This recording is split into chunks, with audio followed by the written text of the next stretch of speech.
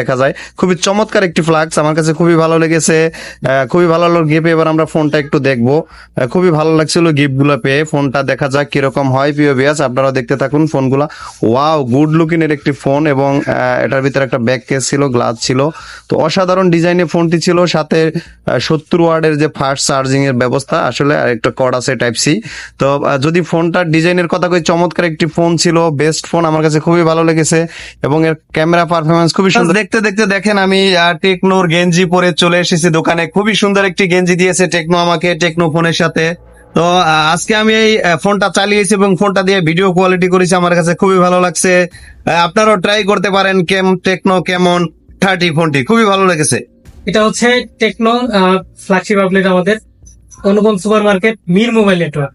অসংখ্য ধন্যবাদ। যদি ব্যাগ ভর্তি গিফট পেতে চান, অবশ্যই টেকনো ফোন কিনবেন এবং এই শোরুমে চলে আসবেন। ভালো থাকবেন, আসসালামু আলাইকুম।